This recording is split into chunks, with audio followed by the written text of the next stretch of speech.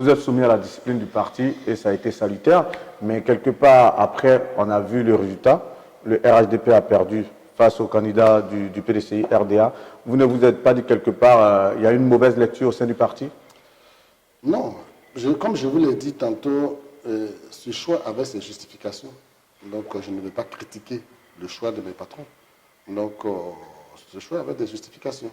Donc, si on a échoué ensemble. Ce n'est pas une défaite d'un tel. C'est comme en 2021, quand nous sommes allés, bien entendu, le choix qui a été opéré en 2020 a eu une incidence, puisqu'il y a eu une désorganisation, une déstructuration de nos bases plateaux, mais ça nous a amené également à une deuxième défaite. Mais c'est une défaite collective. L'une ou l'autre demeure des défaites collectives. Il faut travailler maintenant là-dessus pour bien rebondir en 2023. Il faut faire la bonne lecture, il faut faire l'analyse fine pour savoir où on a été défaillant. Parce qu'on ne va pas oublier que le PDCI gère depuis la communalisation en 80 la commune du plateau. Cela crée un ancrage fort. Donc pour déboulonner un tel parti, il faut de la méthode. Il faut de la méthode. Il ne faut pas simple. C'est pas seulement que de la communication, c'est pas seulement avoir de l'entrain, non, il faut de la méthode.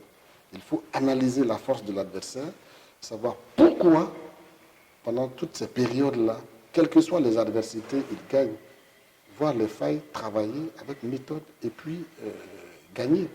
Et je pense que si je gagne en 2023, personne ne contestera ma victoire parce que quand j'ai perdu, oui, quand vous avez perdu en 2021, vous avez fait preuve d'un certain fair play qui a marqué les esprits. On va revenir sur ça. Mais je voudrais m'intéresser à votre rôle au sein du RHDP. Vous avez dit tout à l'heure, vous êtes directeur départemental du RHDP au plateau, c'est ça? Non, je suis coordonnateur régional associé. Ok, coordinateur régional associé.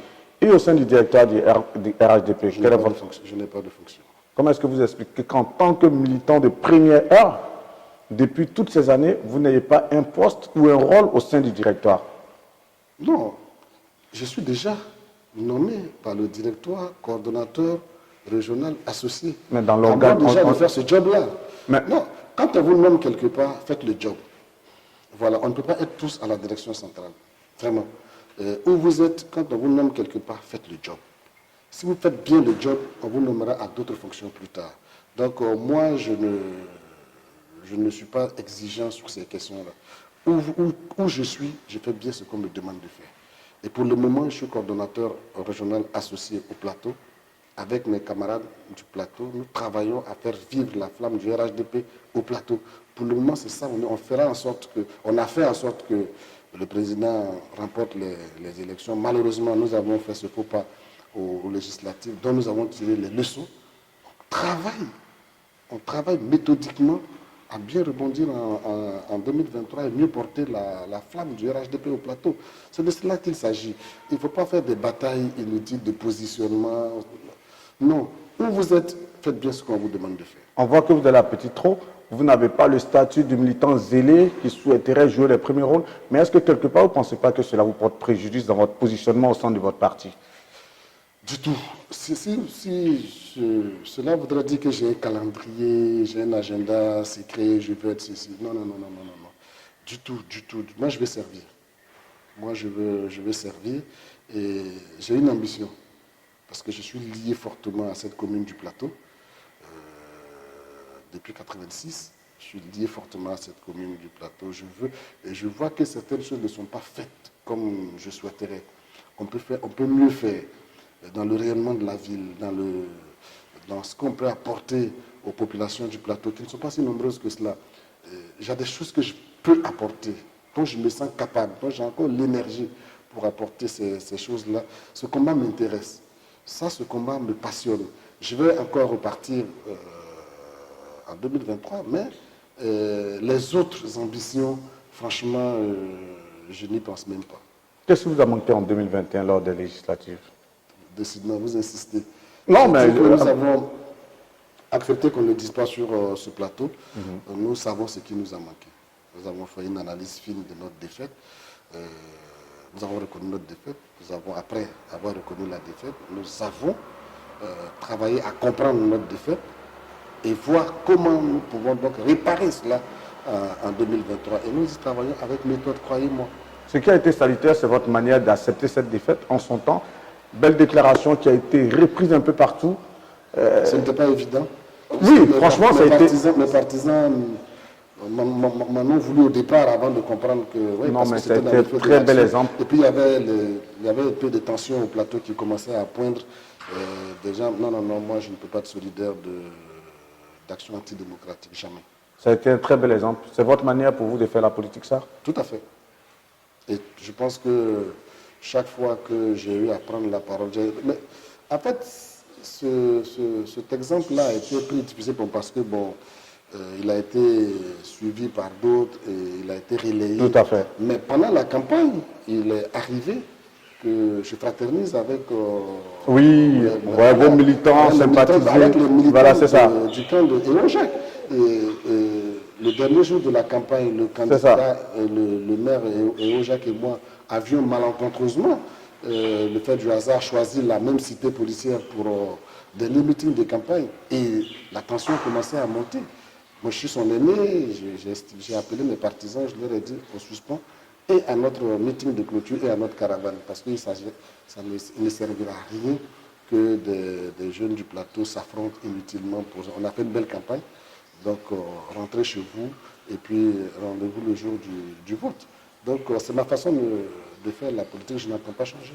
Mais justement, cette déclaration a eu un peu plus d'éclat pour 2021, d'autant plus qu'en 2018, on se rappelle que le candidat du RHDP était carrément allé en guerre contre Ewo. Oubliez 2018. C'était le contexte de 2018. Donc, non, oubliez 2018. Maintenant, nous sommes dans une autre posture. Vous avez vu que j'ai rencontré le maire Benjo récemment. Tout à fait. Je suis allé saluer. C'est un aîné. Il a incarné pendant 17 ans le leadership de la commune. Il a été mon maire pendant 17 ans au conseil municipal du plateau, avec qui j'ai eu à collaborer vraiment très correctement. Il a eu à le rappeler d'ailleurs au cours de nos échanges. Donc c'est cet esprit-là qu'il faut cultiver. Donc les oppositions, sortons de cela. Et les gens du plateau l'ont compris. Hein. Les gens du plateau sont pour une paix. Ils vont s'exprimer. Ils vont s'exprimer pour celui-ci ou pour celui-là, mais dans la paix, c'est tout. Et d'ailleurs, je suis sur un chantier avec le maire Benjo pour que cet esprit de paix-là demeure au plateau. 2023, du moins, vous êtes dans les starting blocks pour les municipales. Vous avez assez suffisamment, on va dire, affûté vos armes pour gagner cette fois-ci? Absolument. Absolument. Je vais vous le dire, je ne serai pas candidat si j'ai le sentiment que je vais perdre.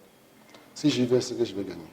En tout cas, si vous entendez que je suis candidat, sachez que j'ai suffisamment travaillé et que je suis suffisamment convaincu de la victoire. Si j'ai un doute, quel qu'il soit, si j'ai un doute sur ma victoire, je n'irai pas, je permettrai à un autre cadre du parti, certainement mieux outillé que moi de partir. Mais si j'y vais, c'est que j'ai l'intime conviction que le travail qu'on a élaboré est capable donc de nous porter donc, à la tête de la commune. S'il y a un doute, je me retirerai au profit de quelqu'un d'autre. En tout cas, votre parcours parle pour vous. 27 ans en tant que militant du RDA, 17 ans au conseil municipal.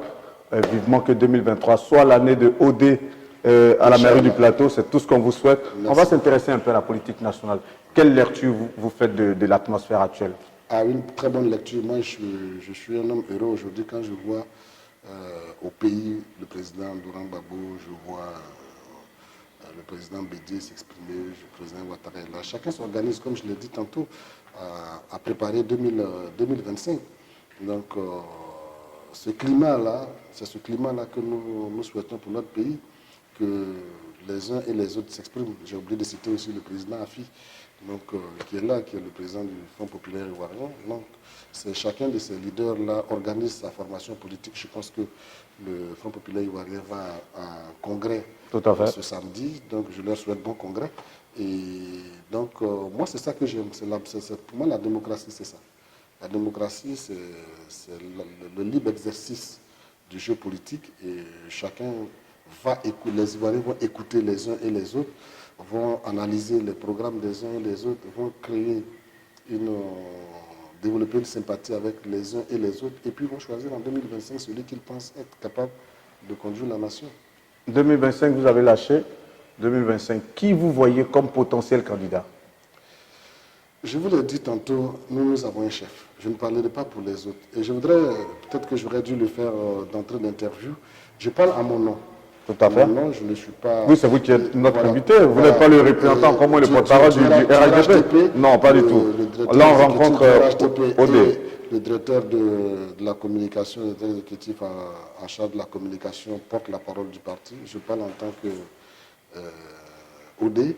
Donc, celui que je vois, je ne vous le dirai pas. Mais ce que je sais par contre, c'est que nous avons un chef. Et ce chef-là, au moment opportun, va nous indiquer la voie. Et vous allez voir, quand notre chef va nous indiquer la voie, avec discipline, nous allons suivre la voie désignée et tracée par notre chef. Et nous allons faire en sorte que celui que notre chef nous a indiqué soit élu président de la République. Il n'y a pas d'autre lecture. Ce que le président Ouattara, parce qu'on sait qu'il est clairvoyant, ce qu'il va nous commander de faire en 2025 ou en 2024, nous allons le suivre et nous allons nous battre. Et là, croyez-nous, nous allons nous battre chacun là où il est. Voilà, si on me demande d'être peut-être ramasseur de chaises du RHDP à Ngolodougou dans mon village, j'irai le faire. Mais pourvu que ce candidat qu'on aura désigné là soit élu président de la République. Donc, avec humilité, chacun devra se battre pour que notre candidat en 2025 soit élu. Parce que c'est un virage important. C'est un virage très important en 2025. Et le RHDP va démontrer que nous sommes la première force du pays, croyez-moi. Mais est-ce qu'il n'y a pas de noms qui circulent tout de même au sein du parti? Mais des noms circuleront toujours. C'est une élection. Des noms circuleront toujours. Vous n'avez pas les échos? Je lis dans la presse, parfois on entend des murmures ici et là, mais ce que je sais, c'est que moi je fais confiance à mon président. Je fais confiance à mon président et le temps opportun, il va nous dire quelle est la voie. C'est ça que nous attendons. On va s'intéresser à votre tribune du 26 avril, je me rappelle très bien. Quel était le plan axiologique de cette publication sur les réseaux sociaux? Non. Quel message vous voudriez faire passer? Vous avez lu la... Oui. Vous avez lu la tribune. Je pense que j'estime qu'il est important qu'il y ait un renouveau. Je pense qu'il est important qu'il y ait un renouveau. C'est vrai, nous avons connu des moments de braise, nous avons connu des moments d'opposition assez forts dans ce pays, que ce soit sous Bédié, sous Gueye, sous Gbagbo, et même au début du pouvoir de Ouattara, tout n'a pas été facile. Les velléités de déstabilisation n'ont pas manqué, mais c'est la capacité de l'homme à gouverner qui a fait la différence. Donc, aujourd'hui, leçon tirée de tout cela, expérience tirée de tout cela, chacun de nous doit agir, parce que j'ai appelé un nécessaire aggiornamento, pour que nous puissions justement faire une mue au niveau de la façon de faire la politique en Côte d'Ivoire. Que l'autre qui est dans un parti politique opposé au mien soit compris dans sa différence. À la limite même que je comprenne ses peines, ses contradictions, ses frustrations. C'est important de comprendre les peines, les frustrations. Je le disais à des militants du RHDP à l'époque où le président Gbagbo était détenu et qui se plaignait justement des positions, des diatribes parfois qui nous étaient lancées, des mots tranchants. J'ai dit, mais comprenez-les, leur leader est détenu hors du pays. Et même le combat qui est le leur. Donc il faut parfois comprendre l'autre et l'accepter dans sa différence. Mais dès lors que vous pensez que votre vérité est la vérité, c'est l'exercice du 6 et du 9. Donc, selon votre position, vous avez un 6 ou selon d'autres, vous avez un 9. Donc, il faut pouvoir comprendre cela. Donc, si vous ne pouvez pas comprendre que l'autre a peut-être raison, parce qu'il n'est pas dans la même situation que vous, peut-être qu'il n'a pas le même lien avec le leader, Peut-être que ce que vous décriez chez Babou, c'est ce qui séduit le militant du PPACI. C'est clair.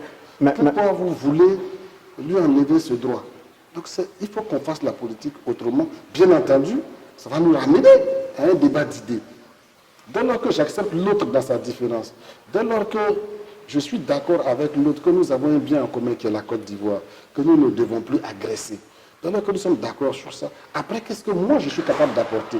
Qu'est-ce que je suis capable de faire pour mon pays?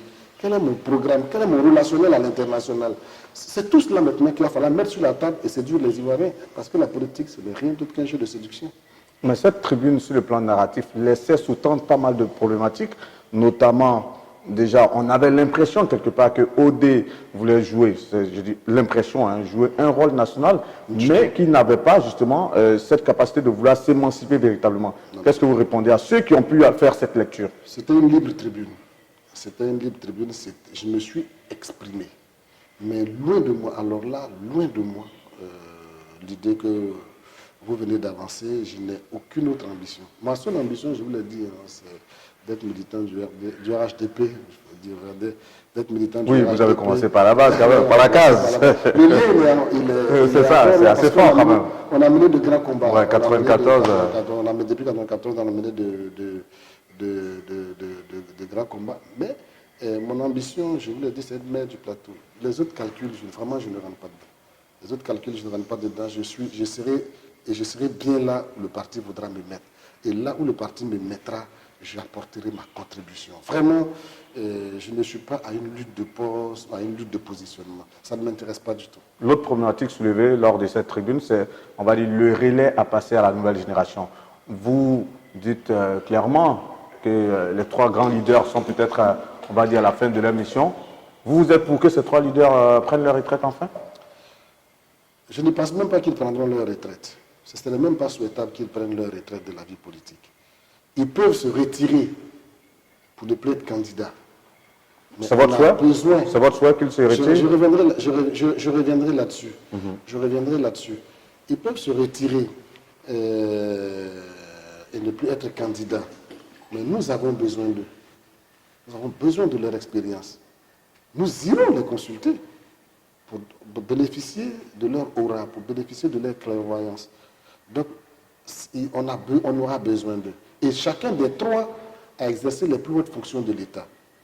Et je pense qu'aujourd'hui, si nous sommes dans ce climat de paix, parce que les trois ont exercé le pouvoir. Les trois ont exercé le pouvoir, les trois ont vu les limites de certaines actions.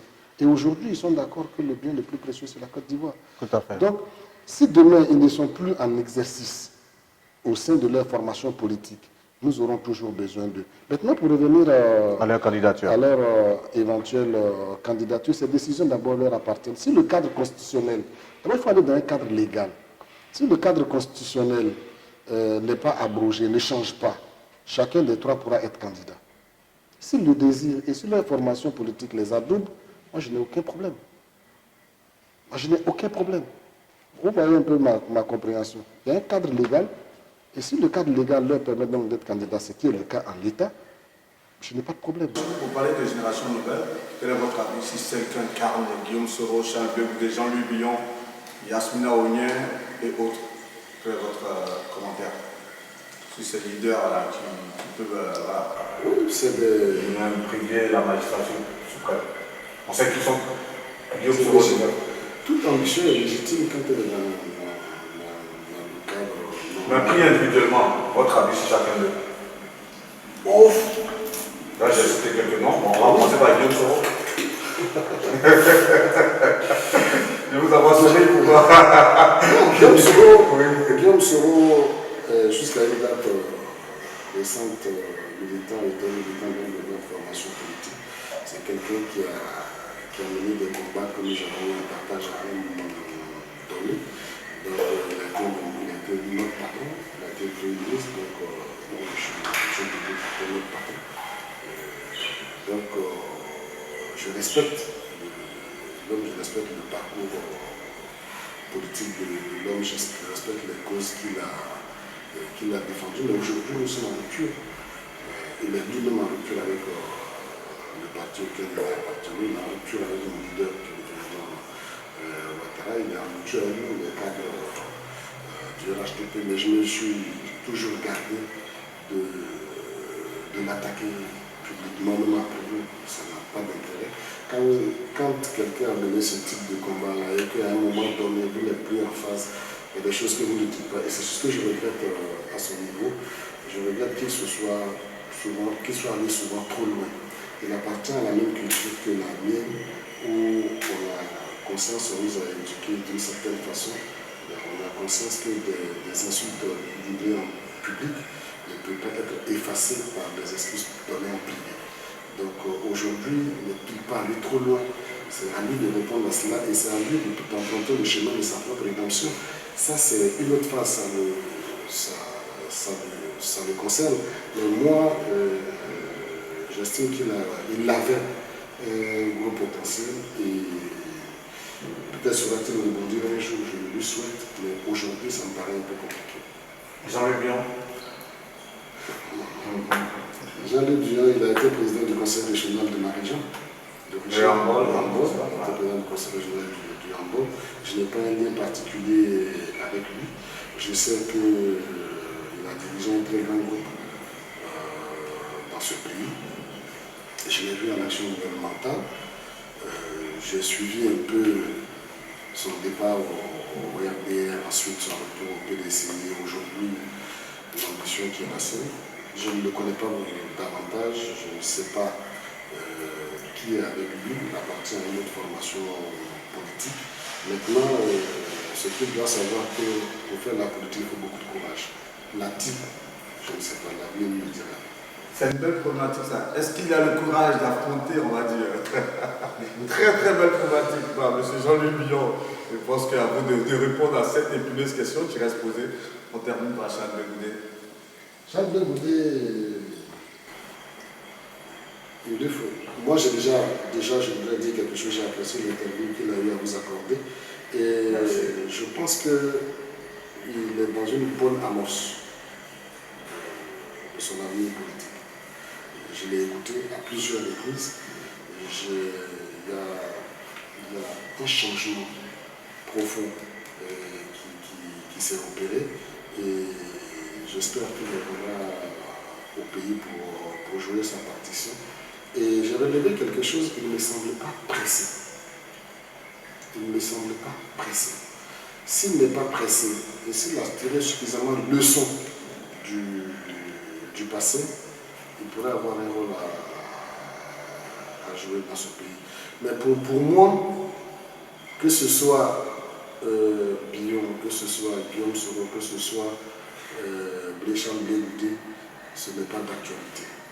Les réalités qui sont les nôtres aujourd'hui me font la pensée qu'il faut encore aller un peu plus loin avec d'autres compétences que celles-là. Le 26 juillet dernier, vous avez reçu un prix du GEPSI, le groupement des éditeurs et patrons de presse de Côte d'Ivoire, et c'était par rapport à la cohésion, à la faveur de la cohésion nationale, je crois, et à la faveur justement de ce prix. Vous avez parlé de votre fondation. Vous nous en parlez brièvement. Oui, nous avons mis sur les fonds baptismaux une fondation qui s'appelle la Fondation Odé pour la cohésion sociale, la démocratie et la solidarité. Très bientôt, nous allons agir sur le terrain. Vous avez même été décoré récemment aussi. Oui, j'ai été décoré et je remercie le ministère de la Solidarité qui a bien voulu donc nous découvrir pour notre action sociale. Nous parrainons une ONG, l'ONG Perspective, qui œuvre justement au niveau de la cohésion sociale et au renforcement des capacités. Donc nous continuerons d'agir pour le social. On devrait commencer l'interview peut-être par là parce que c'est un sujet qui me passionne. On a l'opportunité d'en parler. Hein. La Côte d'Ivoire a beaucoup souffert. Par moments, il y a des destructions de biens publics parce qu'on n'a pas souvent chacun agi dans le renforcement du lien avec le bien public, avec l'État. On a laissé parfois dominer ou prédominer notre position politique. Et on n'a pas suffisamment formé les citoyens dans le respect du bien public. Et c'est à regretter.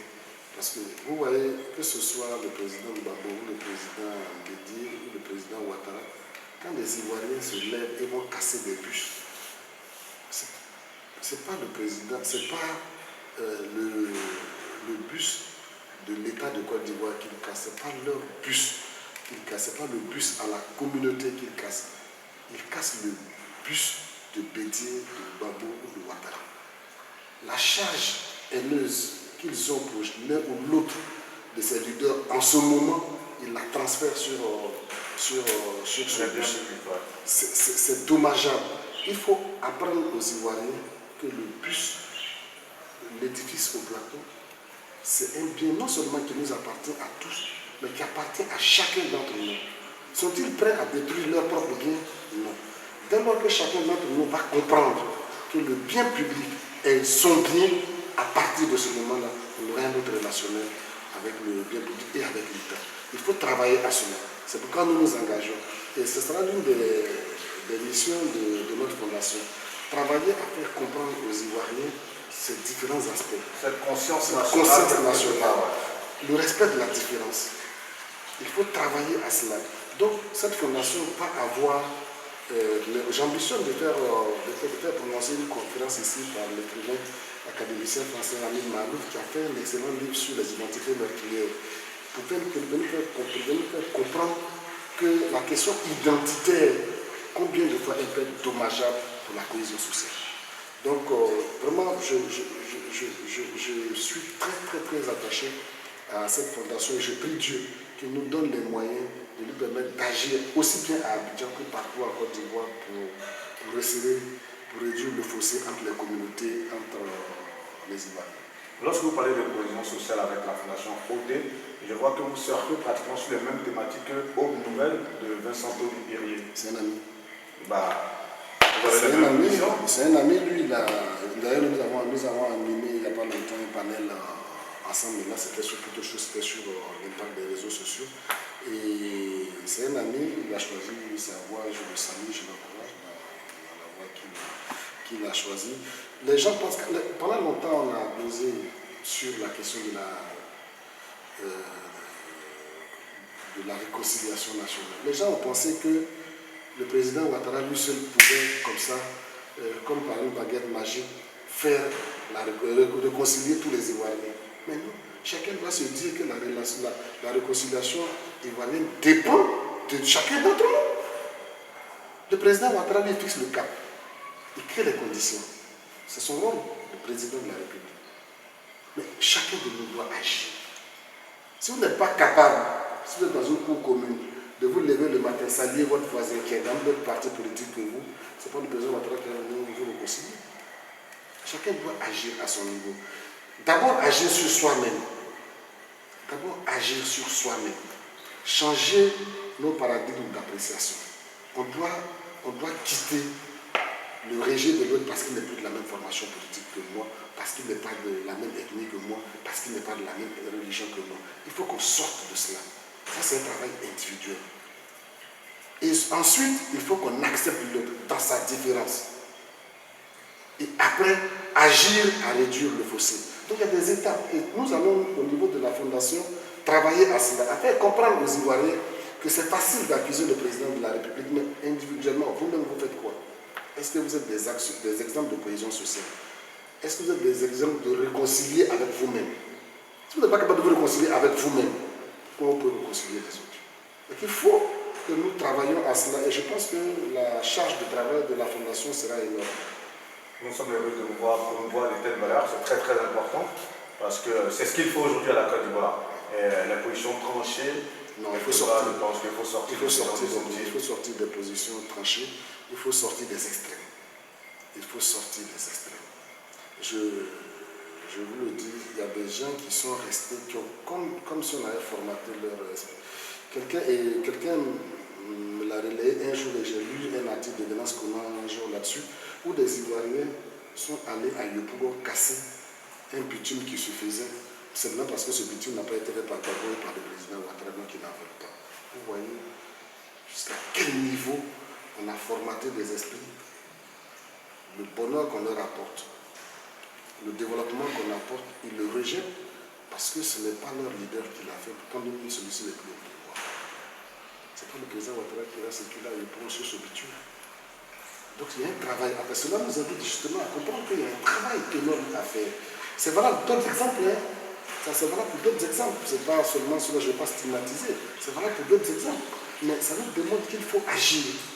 Il faut agir pour réduire le fossé entre les Ivoiriens. Si nous ne voulons pas que les Ivoiriens aillent brûler d'autres Ivoiriens un jour encore, il faut agir à réduire le fossé.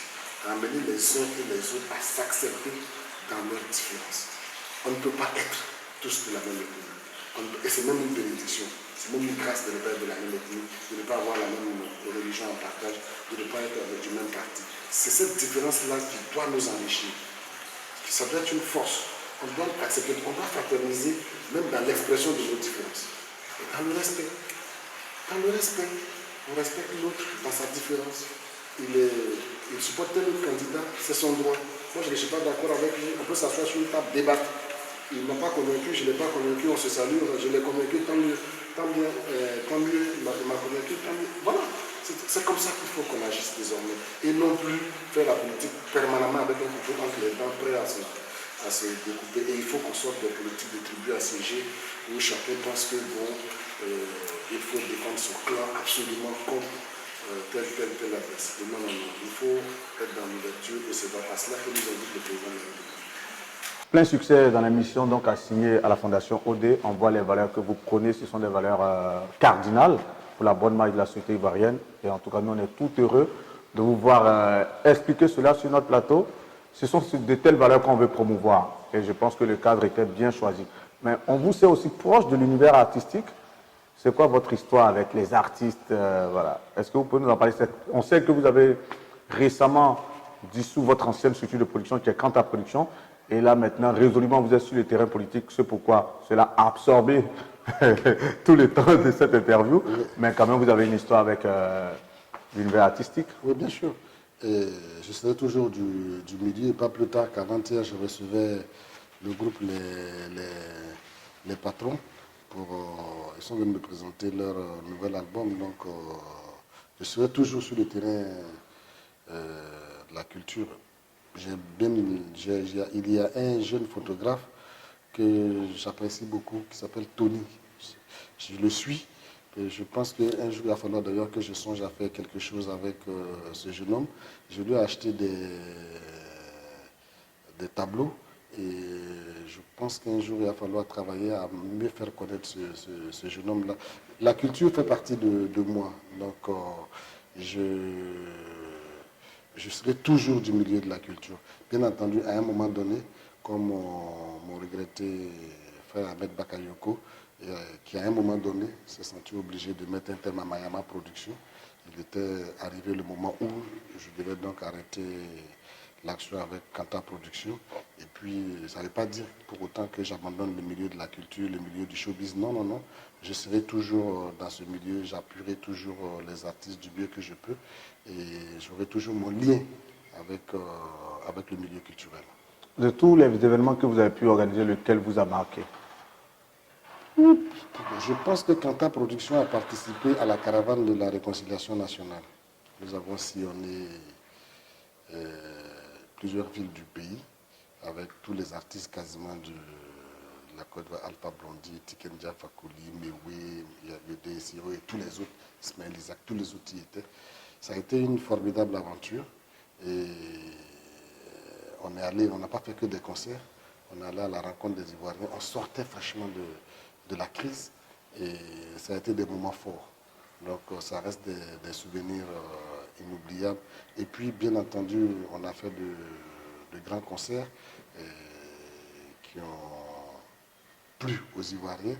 Donc on a fait Med Gims, on a fait Fali, on a fait Damso, on a fait Dadju, on a fait Salif Keita, Ami Koïta. On a quasiment fait... Le concert avec Kofi Olomide, vous restez au travers de la gorge, franchement.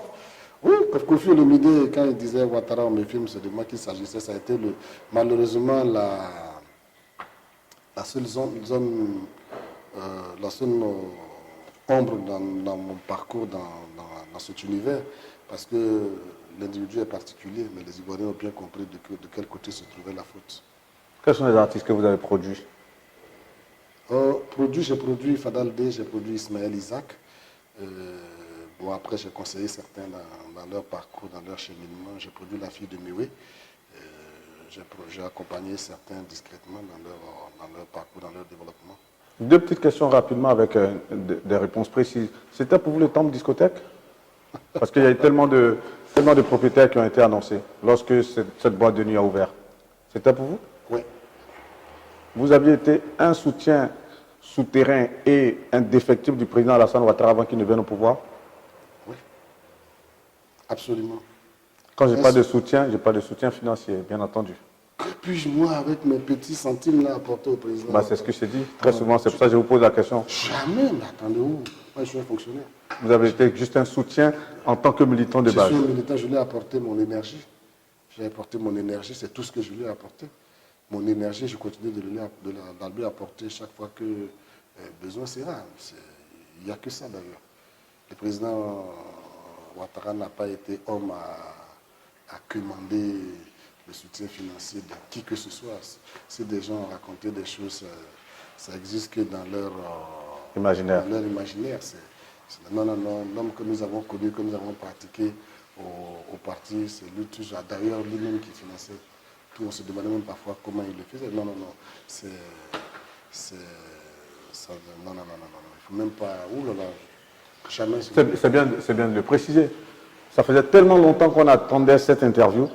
Vous avez pu nous l'accorder en ce jour du 11 novembre 2021 à Abidjan. On voudrait vous en remercier sincèrement. Forcément, on a échangé sur tellement de thématiques. Mais il y a un message particulier que vous auriez aimé faire passer, et si c'est le cas, et ce sera donc en guise de conclusion. Vous avez cette caméra pour votre message. Merci Guillaume. Je voudrais d'abord vous remercier, vous dire merci. Je sais combien de fois vous avez insisté pour que nous puissions avoir cette interview. J'étais un peu réfractaire parce que je ne pensais pas être un sujet d'intérêt national. Donc c'est pourquoi nous avons longtemps parlé. Et aujourd'hui, j'ai accepté que cette interview puisse se faire parce que, bon, dans le cadre surtout de ma fondation Avenir, j'avais quelque chose à dire. Et vous m'avez amené à aller sur d'autres thématiques. Et merci à vous. Ce que je voudrais dire aux Ivoiriens, c'est de partager avec eux mon vœu de voir ce pays vivre en paix. Mon vœu de voir chaque Ivoirien agir en faiseur de paix. Mon vœu de voir les Ivoiriens s'accepter les uns les autres dans leurs différences. On ne demande pas l'unanimisme. Et ça n'a jamais fait partie de ce monde d'unanimisme. On demande juste que nous nous acceptions les uns les autres. On demande que nous créions les conditions de vivre ensemble paisibles en Côte d'Ivoire. Donc, c'est mon vœu le plus ardent. Et je voudrais en tout cas prendre les Ivoiriens à témoin que je serai rarement pris à défaut sur cette question de relation à la démocratie, de relation à la différence, parce que pour moi, il faut travailler à réduire les fossés entre les Ivoiriens, il faut travailler à renforcer la cohésion sociale. Et pour moi, chacun des Ivoiriens, où que nous soyons, riches, pauvres, cadres, agents, peu importe, où que nous soyons, chacun de nous doit agir. Chacun de nous doit agir, même par la parole. Si vous ne pouvez pas vous déplacer pour aller dans vos régions, pour aller dans d'autres localités, porter cette parole de cohésion sociale, vous pouvez déjà, à travers vos bureaux, à travers les lieux de rencontre qui sont les vôtres, échanger, amener les uns et les autres à fraterniser, à aller au-delà des clivages politiques, ethniques, religieux, et faire en sorte que ce bon vivre ensemble que nous connaissons actuellement puisse durer éternellement dans ce pays qui est un pays béni de Dieu. Partout où vous allez en Côte d'Ivoire, vous allez dans le monde, on parle très bien de la Côte d'Ivoire. Et quand vous êtes hors de la Côte d'Ivoire, vous avez hâte de revenir. Vous qui venez d'arriver, je sais que vous étiez pressé de revenir en Côte d'Ivoire. Donc ce pays-là, il nous appartient à nous tous. Nous l'aimons tous. Donc faisons en sorte que nous nous acceptions tous et que nous vivions dans ce beau pays-là, dans la paix et dans la tranquillité. Merci. Je dirais Amen. C'est ce qu'on souhaite. militant du RDA depuis maintenant plus de 20 ans, on va dire 27 ans plus précisément, 17 ans au conseil municipal du Plateau, candidat aux législatives en 2021, pour 2023, Ouattara Draman dit OD, ou encore OD, parce que OD, quand on dit OD en Côte d'Ivoire, tout le monde sait, pour parler un peu comme les people, tout le monde sait. Il était l'invité d'Actu People aujourd'hui et je pense qu'il a pu faire partager avec nous pas mal de valeurs, il a pu faire partager avec nous ses réflexions sur la politique nationale. Chacun en fera sa déduction. Merci de nous avoir suivis. C'était Guillaume Vergès pour Actu People. Que Dieu vous garde. Merci.